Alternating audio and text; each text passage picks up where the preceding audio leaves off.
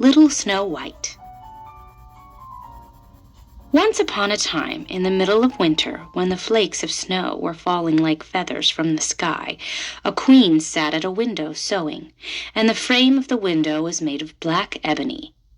And whilst she was sewing, and looking out of the window at the snow, she pricked her finger with the needle, and 3 drops of blood fell upon the snow. And the red looked pretty upon the white snow, and she thought to herself, "Would that I had a child as white as snow, as red as blood, and as black as the wood of the window frame." Soon after that she had a little daughter who was as white as snow, and as red as blood, and her hair was as black as ebony, and she was therefore called Little Snow White. And when the child was born, the queen died. After a year had passed, the king took to himself another wife. She was a beautiful woman, but proud and haughty, and she could not bear that anyone else should surpass her in beauty. She had a wonderful looking-glass, and when she stood in front of it and looked at herself in it and said, looking glass, on the wall, who in this land is the fairest of all?" The looking-glass answered, "Thou, O Queen, art the fairest of all." Then she was satisfied, for she knew that the looking-glass spoke the truth. But Snow White was growing up, and grew more and more beautiful. And when she was 7 years old, she was as beautiful as the day, and more beautiful than the queen herself. And once, when the queen asked her looking-glass, looking glass on the wall, who in this land is the fairest of all?" it answered, "Thou art fairer than all who are here, Lady Queen, but more beautiful still is Snow White, as I ween." Then the queen was shocked and turned yellow and green with envy. From that hour, whenever she looked at Snow White, her heart heaved in her breast, she hated the girl so much. And envy and pride grew higher and higher in her heart like a weed, so that she had no peace day or night. She called a huntsman and said, "Take the child away into the forest. I will no longer have her in my sight. Kill her and bring me back her heart as a token." The huntsman obeyed and took her away. But when he had drawn his knife and was about to pierce Snow White's innocent heart, she began to weep and said, "Ah, dear huntsman, leave me my life. I will run away into the wild forest and never come home again." And as she was so beautiful, the huntsman had pity on her and said, "Run away then, you poor child. The wild beasts will soon have devoured you," thought he, and yet it seemed as if a stone had been rolled from his heart, since it was no longer needful for him to kill her. And as a young boar just then came running by, he stabbed it and cut out its heart and took it to the queen as proof that the child was dead. The cook had to salt this, and the wicked queen ate it, and thought she had eaten the heart of Snow White. But now the poor child was all alone in the great forest, and so terrified that she looked at every leaf of every tree, and did not know what to do. Then she began to run, and ran over sharp stones and through thorns, and the wild beasts ran past her, but did her no harm. She ran as long as her feet would go until it was almost evening. Then she saw a little cottage, and went into it to rest herself. Everything in the cottage was small, but neater and cleaner than can be told. There was a table on which was a white cover, and 7 little plates, and on each plate was a little spoon. Moreover, there were 7 little knives and forks, and 7 little mugs. Against the wall stood 7 little beds, side by side, and covered with snow-white counterpanes. Little Snow White was so hungry and thirsty that she ate some vegetables and bread from each plate and drank a drop of wine out of each mug, for she did not wish to take all from one only. Then, as she was so tired, she laid herself down on one of the little beds, but none of them suited her. One was too long, another too short, but at last she found that the 7th one was right, and so she remained on it, said a prayer, and went to sleep. When it was quite dark, the owners of the cottage came back. They were 7 dwarfs, who dug and delved in the mountains for ore. They lit their 7 candles, and as it was now light within the cottage, they saw that someone had been there, for everything was not in the same order in which they had left it. The first said, "Who has been sitting on my chair?" The second, "Who has been eating off my plate?" The third, "Who has been taking some of my bread?" The fourth, "Who has been eating my vegetables?" The fifth, "Who has been using my fork?" The sixth, "Who has been cutting with my knife?" The seventh, "Who has been drinking out of my mug?" Then the first looked round and saw that there was a little hole on his bed, and he said, "Who has been getting into my bed?" The others came up and each called out, "Somebody has been lying in my bed too." But the seventh, when he looked at his bed, saw little Snow White, who was lying asleep therein. And he called the others, who came running up, and they cried out with astonishment, and brought their 7 little candles, and let the light fall on little Snow White. "Oh, heavens! Oh, heavens!" cried they. "What a lovely child!" And they were so glad that they did not wake her up, but let her sleep on in the bed. And the 7th dwarf slept with his companions, 1 hour with each, and so got through the night. When it was morning, little Snow White awoke, and was frightened when she saw the 7 dwarfs, but they were friendly, and asked her what her name was. "My name is Snow White," she answered. "How have you come to our house?" said the dwarfs. Then she told them that her stepmother had wished to have her killed, but that the huntsman had spared her life, and that she had run for the whole day, until at last she had found their dwelling. The dwarfs said, "If you will take care of our house, cook, make the beds, wash, sew, and knit, and if you will keep everything neat and clean, you can stay with us, and you shall want for nothing." "Yes," said Snow White, "with all my heart," and she stayed with them. She kept the house in order for them. In the mornings they went to the mountains and looked for copper and gold. In the evenings they came back, and then their supper had to be ready. The girl was alone the whole day, so the good dwarfs warned her and said, "Beware of your stepmother. She will soon know that you are here. Be sure to let no one come in." But the queen, believing that she had eaten Snow White's heart, could not but think that she was again the first and most beautiful of all, and she went to her looking-glass and said, looking glass, on the wall, who in this land is the fairest of all?" And the glass answered, "O Queen, thou art fairest of all I see. But over the hills where the 7 dwarfs dwell, Snow White is still alive and well, and none is so fair as she." Then she was astounded, for she knew that the looking-glass never spoke falsely, and she knew that the huntsman had betrayed her, and that little Snow White was still alive. And so she thought and thought again how she might kill her, for so long as she was not the fairest in the whole land, envy let her have no rest. And when she had at last thought of something to do, she painted her face and dressed herself like an old peddler woman, and no one could have known her. In this disguise she went over the 7 mountains to the 7 dwarfs, and knocked at the door and cried, "Pretty things to sell, very cheap, very cheap." Little Snow White looked out of the window and called out, "Good day, my good woman. What have you to sell?" "Good things, pretty things," she answered. "Stay laces of all colors." And she pulled out one which was woven of bright-colored silk. "I may let the worthy old woman in," thought Snow White, and she unbolted the door and bought the pretty laces. "Child," said the old woman, "what a fright you look. Come, I will lace you properly for once." Snow White had no suspicion, but stood before her and let herself be laced with the new laces. But the old woman laced so quickly and so tightly that Snow White lost her breath and fell down as if dead. "Now I am the most beautiful," said the queen to herself, and ran away. Not long afterwards, in the evening, the 7 dwarfs came home, but how shocked they were when they saw their dear little Snow White lying on the ground, and that she neither stirred nor moved and seemed to be dead. They lifted her up, and as they saw that she was laced too tightly, they cut the laces.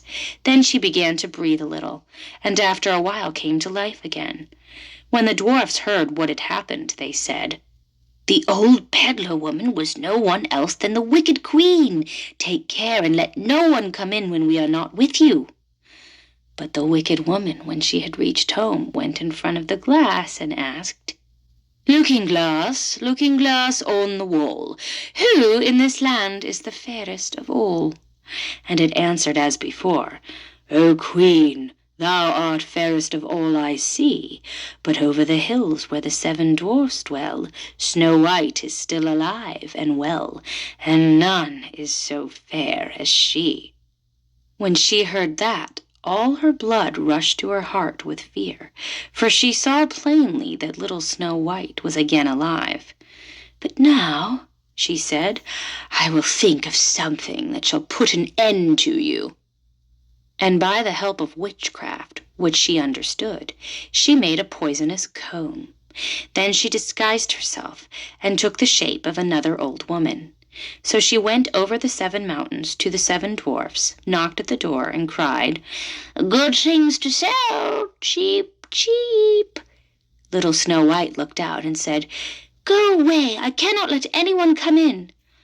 "I suppose you can look," said the old woman, and pulled the poisonous comb out and held it up. It pleased the girl so well that she let herself be beguiled, and opened the door. When they had made a bargain, the old woman said, "Now I will comb you properly for once." Poor little Snow White had no suspicion, and let the old woman do as she pleased. But hardly had she put the comb in her hair than the poison in it took effect, and the girl fell down senseless. "You paragon of beauty," said the wicked woman, "you are done for now," and she went away. But fortunately it was almost evening when the 7 dwarfs came home. When they saw Snow White lying as if dead upon the ground, they at once suspected the stepmother, and they looked and found the poisoned comb. Scarcely had they taken it out when Snow White came to herself and told them what had happened. Then they warned her once more to be upon her guard and to open the door to no one. The queen, at home, went in front of the glass and said, looking glass on the wall, who in this land is the fairest of all?" Then it answered as before, "O Queen, thou art fairest of all I see, but over the hills where the 7 dwarfs dwell, Snow White is still alive and well, and none is so fair as she." When she heard the glass speak thus, she trembled and shook with rage. "Snow White shall die," she cried, "even if it costs me my life." Thereupon she went into a quite secret, lonely room where no one ever came, and there she made a very poisonous apple. Outside it looked pretty, white with a red cheek, so that every one who saw it longed for it, but whoever ate a piece of it must surely die. When the apple was ready, she painted her face and dressed herself up as a country woman, and so she went over the 7 mountains to the 7 dwarfs. She knocked at the door. Snow White put her head out of the window and said, "I cannot let anyone in. The 7 dwarfs have forbidden me." "It is all the same to me," answered the woman. "I shall soon get rid of my apples. There, I will give you one." "No," said Snow White, "I dare not take anything." "Are you afraid of poison?" said the old woman. "Look, I will cut the apple in 2 pieces. You eat the red cheek, and I will eat the white." The apple was so cunningly made that only the red cheek was poisoned. Snow White longed for the fine apple, and when she saw that the woman ate part of it, she could resist no longer, and stretched out her hand and took the poisonous half, but hardly had she a bit of it in her mouth than she fell down dead. Then the queen looked at her with a dreadful look and laughed aloud and said, "White as snow, red as blood, black as ebony wood, this time the dwarfs cannot wake you up again." And when she asked of the looking-glass at home, looking glass on the wall, who in this land is the fairest of all?" it answered at last, "O Queen, in this land thou art fairest of all." Then her envious heart had rest, so far as an envious heart can have rest. The dwarfs, when they came home in the evening, found Snow White lying upon the ground. She breathed no longer and was dead. They lifted her up, looked to see whether they could find anything poisonous, unlaced her, combed her hair, washed her with water and wine, but it was all of no use. The poor child was dead, and remained dead. They laid her upon a bier, and all 7 of them sat round it and wept for her, and wept 3 days long. Then they were going to bury her, but she still looked as if she were living, and still had her pretty red cheeks. They said, "We could not bury her in the dark ground." And they had a transparent coffin of glass made, so that she could be seen from all sides, and they laid her in it, and wrote her name upon it in golden letters, and that she was a king's daughter. Then they put the coffin out upon the mountain, and one of them always stayed by it and watched it. And birds came too, and wept for Snow White, first an owl, then a raven, and last a dove. And now Snow White lay a long, long time in the coffin, and she did not change, but looked as if she were asleep, for she was as white as snow, as red as blood, and her hair was as black as ebony. It happened, however, that a king's son came into the forest, and went to the dwarf's house to spend the night. He saw the coffin on the mountain, and the beautiful Snow White within it, and read what was written upon it in golden letters. Then he said to the dwarfs, "Let me have the coffin. I will give you whatever you want for it." But the dwarfs answered, "We will not part with it for all the gold in the world." Then he said, "Let me have it as a gift, for I cannot live without seeing Snow White.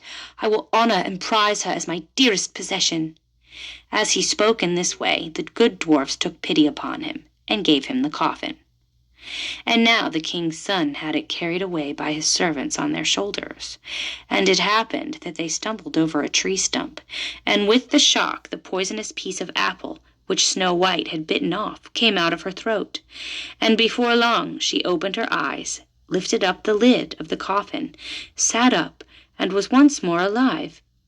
"Oh, heavens, where am I?" she cried. The king's son, full of joy, said, "You are with me," and told her what had happened, and said, "I love you more than everything in the world. Come with me to my father's palace. You shall be my wife." And Snow White was willing, and went with him, and their wedding was held with great show and splendor. But Snow White's wicked stepmother was also bidden to the feast. When she had arrayed herself in beautiful clothes, she went before the looking-glass and said, looking glass on the wall, who in this land is the fairest of all?"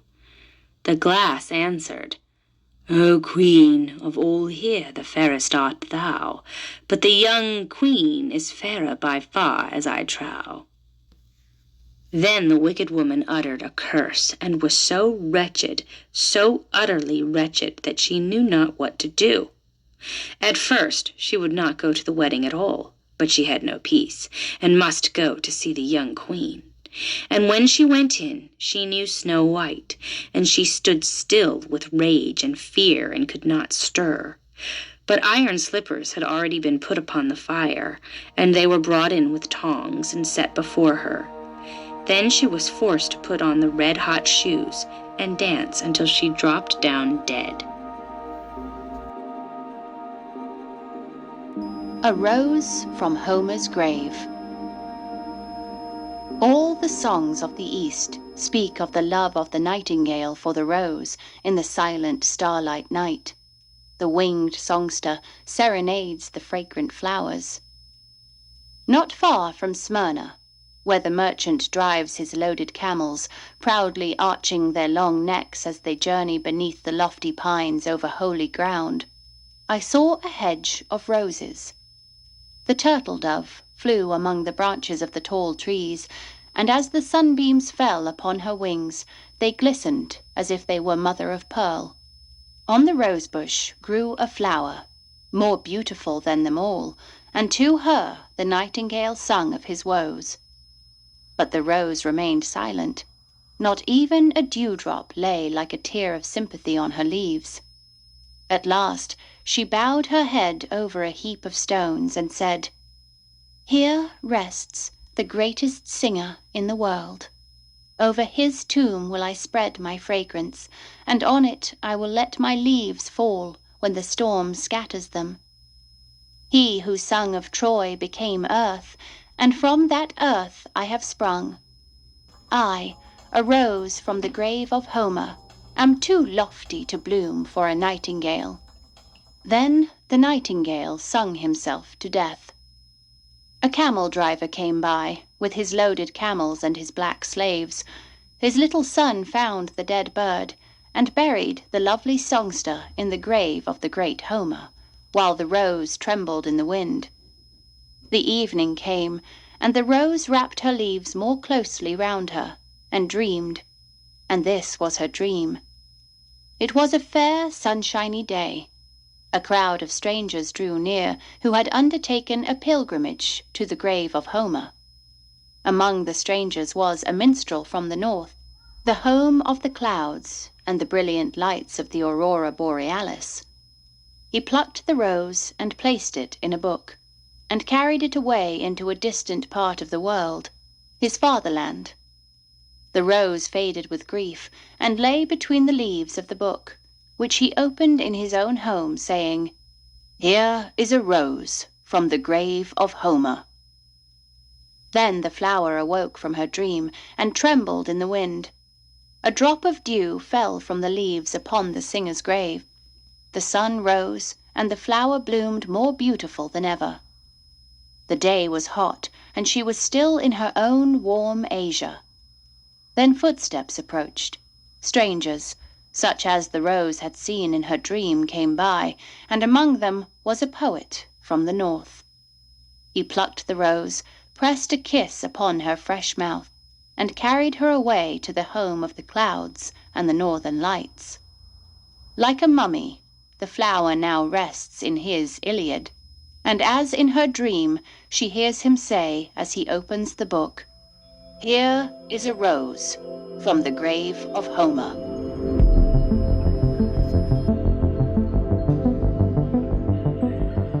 The Six Swans. Once upon a time, a certain king was hunting in a great forest, and he chased a wild beast so eagerly that none of his attendants could follow him. When evening drew near, he stopped and looked around him, and then he saw that he had lost his way. He sought a way out, but could find none. Then he perceived an aged woman with a head which nodded perpetually, who came towards him, but she was a witch. "Good woman," said he to her, "can you not show me the way through the forest?" "Oh, yes, Lord King," she answered, "that I certainly can, but on one condition, and if you do not fulfill that, you will never get out of the forest, and will die of hunger in it." "What kind of condition is it?" asked the king. "I have a daughter," said the old woman, "who is as beautiful as anyone in the world, and well deserves to be your consort, and if you will make her your queen, I will show you the way out of the forest." In the anguish of his heart, the king consented, and the old woman led him to her little hut, where her daughter was sitting by the fire. She received the king as if she had been expecting him, and he saw that she was very beautiful, but still she did not please him, and he could not look at her without secret horror.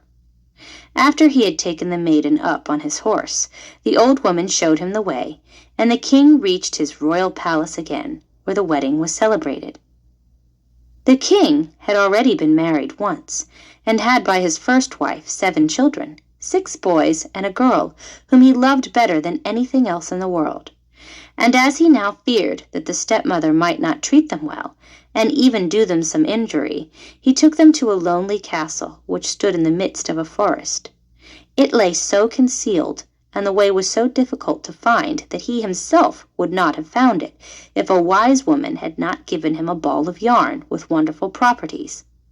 When he threw it down before him, it unrolled itself and showed him his path. The king, however, went so frequently away to his dear children that the queen observed his absence. She was curious and wanted to know what he did when he was quite alone in the forest. She gave a great deal of money to his servants, and they betrayed the secret to her, and told her likewise of the ball which alone could point out the way. And now she knew no rest until she had learnt where the king kept the ball of yarn, and then she made little shirts of white silk, and as she had learnt the art of witchcraft from her mother, she sewed a charm inside them. And once, when the king had ridden forth to hunt, she took the little shirts and went into the forest, and the ball showed her the way. The children, who saw from a distance that someone was approaching, thought that their dear father was coming to them, and full of joy ran to meet him.